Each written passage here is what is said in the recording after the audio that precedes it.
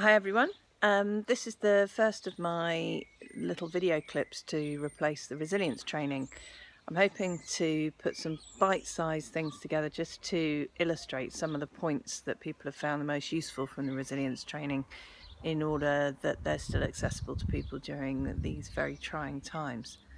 Some of you may have attended the training and seen that I put up a load of definitions at the start from people like the American Psychological Association and various different organisations that give you technical definitions of resilience. Things like positive adaptation in the face of trauma. So being able to be flexible, being able to adapt and not always have the answers when you go into a situation. You don't necessarily know what to do, but being able to take a step back, look around and say, what do I need to do? Being able to learn from past experience is something that also comes out quite strongly in the definitions. So thinking, how did I respond in a similar situation in the past? Did that go well? Or actually, should I look at changing the way that I approach this? The thing about resilience and all the little bits that I'm going to talk about through the snippets of videos that I'm going to do over the coming weeks are, this isn't stress management, this isn't anxiety management, this isn't therapy. This is your psychological 5 a day. These are things that everybody needs to be putting some effort and time into, because it's sort of the basic psychological 5 a day, really. This is what we should all be doing all the time in order to keep ourselves psychologically well. It's not about fixing things that are already feeling broken. So just to round off this first video, which is just thinking about what we mean by resilience, I've come out into my garden and a few of the videos will have this theme, to just think about some of the things that are out here. So we've got this tree here, lovely old cherry tree.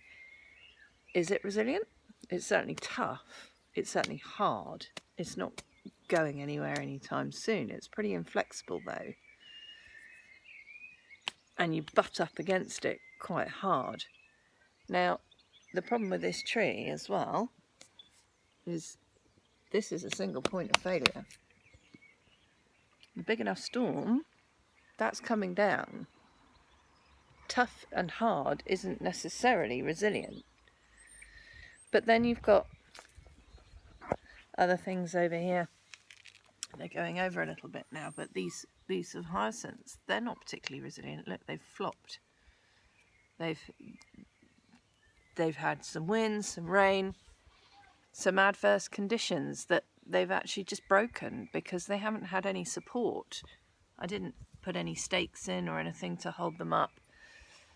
So things that try to weather a storm without support, not very resilient.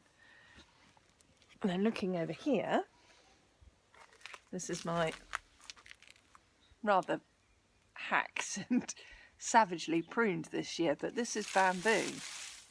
Now this stuff survives anything. It bends. Look at the base. It's solid in its foundation. It's so many different stalks, all supporting one another. It's not one single entity. There are dozens, if not hundreds, of different stalks holding that plant together. Individual little bits of it might get broken, but the whole will survive. And I think that's a really good metaphor for what we mean by resilience. It's not being tough. It's not being hard. It's not caring. It's not getting upset. It's okay to bend, to flex, to feel a bit battered after a day, particularly in these times that we're living in at the moment. The trick is to use some of these techniques and some of the things that we're going to talk about to give you that strong foundation and to help you to come back to a place of stability without staying over too long. So that's what I mean by resilience. I hope that's been a helpful introduction and has made you think that you might tune into some more of these little bite-sized videos. All right, take care. Bye.